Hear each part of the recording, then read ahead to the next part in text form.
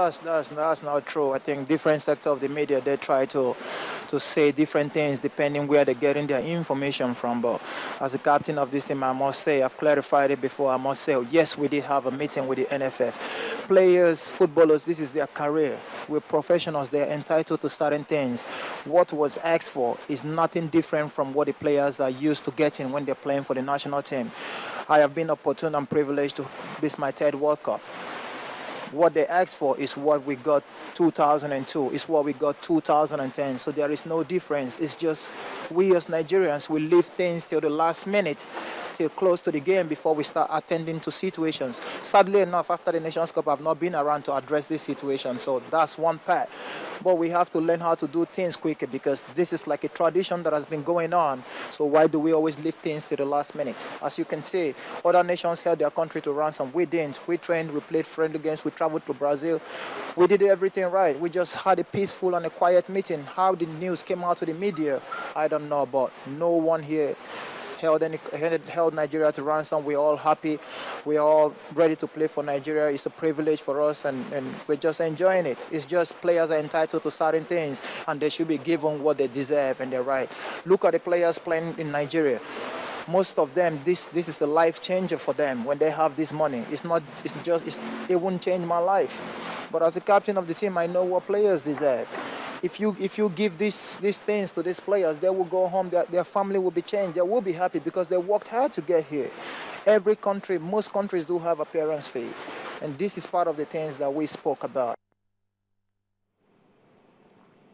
Well, talking like a captain there, well, we usually leave things very late. That's what I'm picking from there. I don't want to talk about the bonus row. Of course, he said they're not really holding NFF to ransom, and of course, it's been resolved and all. But why do we usually leave things so late? Talking about the money, this is something that could have been settled, even before the World Cup started. Yeah. And not only that, preparations is still another aspect. If you check when we started our preparations, most other countries have already started playing friendly games even before we started. Yeah, it's unfortunate, really. Talking about and leaving things until last minute. It seems to be a tradition in this country, and it's not a very good one. But like Yobo said, it was a nice and quiet meeting between the players and the NFF. So I believe him. I believe his words on that, and hopefully it doesn't cause any big issue as the tournament progresses. But then Yobo was there talking about how the news actually came out like news flash to Yobo. He has to know now that even if you hold a meeting in the comfort of your living room, it can't come out. You should get with the times, man. Come on. And of course, you watch what you say sometimes. Okay, from the Yobo, they're talking about the players that will play this game now. Yeah. We're learning that Osaze will definitely start. That's the news, reaching us from camp right now. Osaze is starting the game against Bosnia. What are all the players that you expect to start this game for us to actually win? I think, we heard Keshi talk about reshuffling the pack. But then I think if Osaze really starts the game, then that's a definite positive for the improvement. Country. Yeah, I believe so. If he can come in for Musa, then I think that'll be a good one. And I expect the same really with Onazi and Onazi and Mikel in the midfield. And in the attack, I expect Victor Moses, Emenike, and Osaze, the three up front. Yeah, okay. I like those three up front. But the problem we're going to have now is who's going to be the third player in the middle of the pack. Is it Raymond Aziz again, or do we go for Gabriel Ruben this time around? Like, the options are very limited, Cecilia. That's the problem we have in that sense. So perhaps Keshi might want to change. Michael Uchem is actually in that team. He's supposed to be there. Yeah. He can play in the middle. And, of course, you have a Victor... Ejike also, he's there. He can also play in the middle. Exactly, yeah. So that would. I think because we need a choked midfield to be able to play this game against Bosnia. That would depend on Keshi, depending on what formation. He's actually the coach. That's what he's been paid to do. Depending on what formation he wants to use, and then Ejike might come in later on. If he wants to go with the 4-2-3-1 formation, then that's going to leave Mikel and Onazi in midfield, and we have three players behind Emenike, and that could be Uzoyi, it could be Osaze and Victor Moses. We can have that. But Keshi will have to decide on what he thinks that one is good enough for the country. Let's look at the Bosnian team. I mean, what are we expecting from Yeah, them? come on. Dzeko is the main mark. Yeah, they made a debut against Argentina, and if you watch the game, you will see they didn't play like new boys at all. They played like seasoned veterans. They played like they've been at the World Cup before. So that tells you the game will be very difficult. They will make it very hard for us, and they have very good players. They have quality strikers up front, and the strength really seems to be this goal scoring. They scored about 30 goals during qualifiers. So that tells you everything you need to know about them. So the defense line of the Eagles really have to be on top of the game if they don't want to get ripped apart. Wow, I'm afraid for that boy. Ripped apart, no, they're definitely not the Spanish team. We are Nigerians, you know. Okay, now let's take a look at the stadium where this game will be played tomorrow night, Arena Patana Stadium. You know, the way the stadium was actually built, it's in a multi-purpose format in the sense that the structure can actually be reduced at any time in the center of Cuba. Yeah, amazing, amazing stadium. I managed to get a few facts out on this thing. It's nicknamed the Big Green because it's actually built in the flora and fauna region of Coahuila, and its capacity is 41,000. Yeah, over 41,000 people there. It's one of those stadiums that was really contested and when it was being built, because a lot of Brazilians feel it doesn't have the city itself doesn't have a lot of footballing tradition. So they're wondering why they're wasting all that money to actually build a stadium. That's it right there. Beautiful stadium, over 41,000 capacity, like I said. And it's a very good one, but you can understand why Brazilians feel it's a waste of money. It actually cost about $240 million to build. I get it now. But it can actually host other shows, the exhibition, trade fairs and all that, and they can do that. Yeah, but there, you know, people are not thinking like that. They're thinking of now. Now is their own future, and they feel that money has been wasted in building a stadium where the city doesn't have a proper footballing team. But if you check the way it was built, you know, they said the wood you used in the construction were actually coming from a certified sources, and the waste and rubbish produced, you know, was actually recycled. So this is really good, you know, enabling them to actually reuse, you know, the stuff within the building project, and of course, its access rules and all that. So those things were actually used around that area. Yeah. So I think it's really cool. Absolutely, Cecilia. Like I said, it's the positives to it and the negatives to it. Unfortunately, the Brazilians are only seeing the negative side of things. Yeah.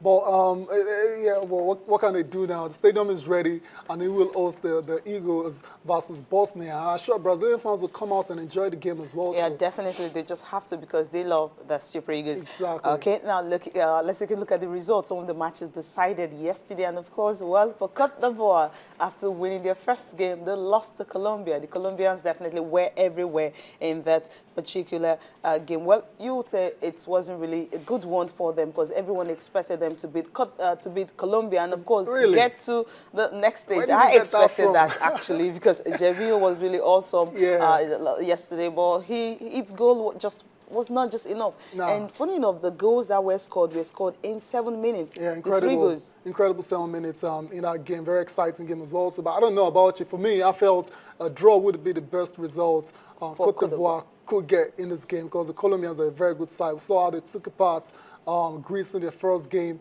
and yesterday, unfortunately for them, they ran into another performance that was very good by the Colombians. And in as much as the Ivory Coast actually they played very well, they dominated possession. But as we've seen in this tournament, it's about what you do with the ball when you have it. And unfortunately for them, Colombia, when they had the ball, they made it count. Beautiful goal from a header, and another goal coming on like almost immediately. So not a very good one for Cote d'Ivoire, but the good thing is they won their first game, and they still have a chance of qualifying for the second round. Okay. All they have to do now is take on Greece in the last game and make sure they don't lose.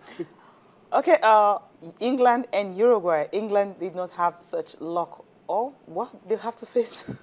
Okay, 2-1 it ended. Of course, England really not a good one for them. They've lost 2 games now, first to Italy and now Uruguay. The last game, what will happen in that particular game? Costa Rica. Remember Costa Rica defeating Uruguay by 3-1. Wow, what a game. Awesome. Yesterday we were talking about, is Suarez going to be back? Is he fit? And I said we'll find out tonight. That is yesterday, and we saw it now. Even though he didn't look 100% fit, but then 80% Luis Suarez can actually get a country going. So not a very good one for England. England, they came into the tournament, not with a lot of hype this time around like it used to be in past competitions. So they've come in quietly, and it looks like they will be going on quietly as well. Okay, how good is this particular Suarez? Remember, he scored about 31 goals in 33 appearances for Liverpool after missing the first 6 games. Amazing, amazing. There's nothing more to say about Luis Suarez. Suarez is an incredible player. Like I said, 31 goals for Liverpool without scoring a penalty. That just shows you how awesome the record. Awesome he can you can imagine he scored all those penalties Steven Gerrard was scoring, and I mean, he would have scored in his 40s. So Luis Suarez is an incredible player, but I have to say that the defense against Suarez wasn't up to scratch at all, especially that second goal, where Steven Gerrard thought he was still playing in Liverpool and decided to assist Luis Suarez with that backward header. Okay, the last game that was played last night, goalless, Japan and Greece. But the Japanese fans are really not happy. Well, for Greece, it was really a good one for them. They were even happy with the draw.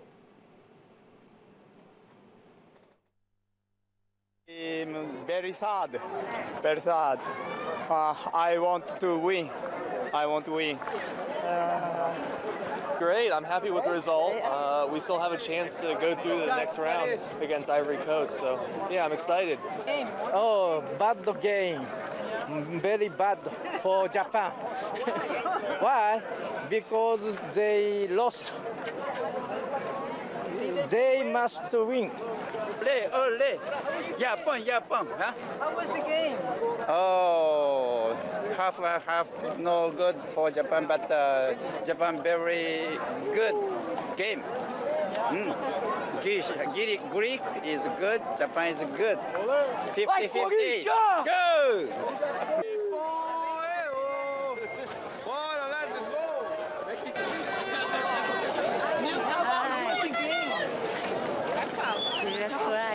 Oh my God, I can't now. Hey! Woo!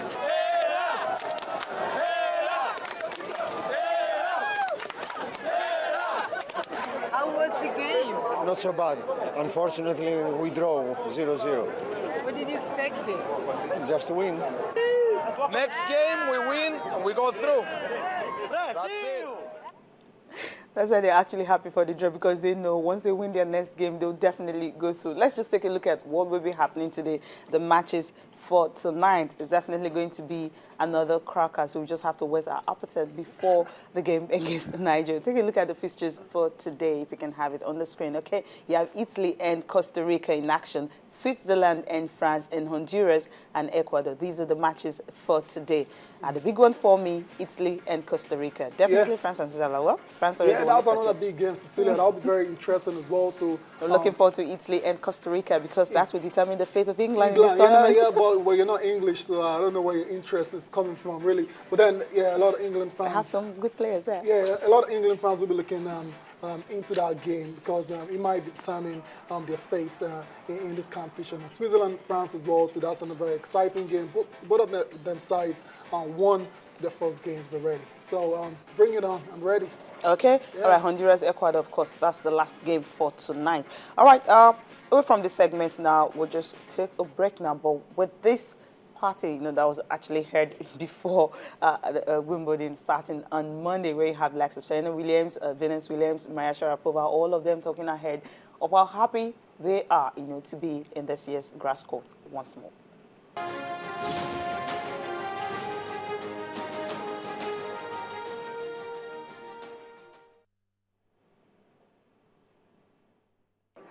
It's grass.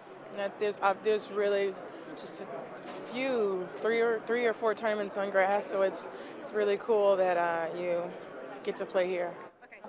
Pretty exciting. A good challenge for us. Only 1 month a year for the play grass court, so yeah, should be fine. I think for me, the Wimbledon is not only about tennis game. For me, it's more about the tennis history. You can see from first time until now, they didn't change the route, so it's pretty interesting. Yeah, of course, it's great to come into a Grand Slam like Wimbledon with a Grand Slam win just a couple of weeks ago. Obviously, it's such a quick turnaround, and I hope that I physically and mentally be ready for a new challenge ahead of me. Well, it's always challenging changing surfaces, but obviously coming from clay to grass is one of the hardest, being a tennis player, and that's the transition that you try to make and try to get that grass court time out there. It is. Okay, from that now, we'll just move straight to athletics. That will be last for today. And of course, Blessing Okagbare is setting the record in Calabar, 11.06 seconds at the All Nigerian Athletics Championships. Yeah, no surprise there. Yesterday we said, who's going to stop her? And nobody really. She's the best. She doesn't really have any equal in the country and even in Africa, apart from the Ivorian girl that is doing great things as well. Yeah. Okay, of course, both of them actually have the fastest time in Africa, 11.06 seconds, and they're likely to meet in Morocco, Marrakech, in August. That's after the Commonwealth Games. Well, the All Athletics Nigerian Championship continue today. The 100 meters, definitely the big stars, Obina Metu and Ogogene Egweru, all of them will be in action later today in the 100 meters. Remember, this tournament will be used to select the athletes that will represent Nigeria at the Commonwealth Games. Thank you so much for being part of the show. Business Morning is up next. Bye for now. The circuit is, as Esteban said before, very short circuit, so there are only 5 or 6 corners around here which you can make the time, so I expect all the cars very close. And, in a 1 or 2 tenths, you can make a lot of places, so you just need to make a perfect lap on Saturday. If not, it's a big penalty in terms of positions on the grid here. And to be honest, I don't remember anything. You know, we raced 2001, 2003, and I have no memories. It's too long. I mean, we just have to keep, like everyone. I mean, everyone who's chasing them, just keep working. Definitely the win, gave us more motivation. Not that we didn't have it, but it's given us that extra little bit. So it's encouraged everyone to want more of it. I saw the team on the pit wall when I crossed the line. It was as if it was their first win again in Formula One. It was refreshing. So the motivation's there. I think it's still going to take a bit of time. It's not going to happen overnight. The gap is big, as we all know. But yeah, as I've said, hopefully we can stand on the top step again, this year and try and close them down. But yeah, we're chipping away at it.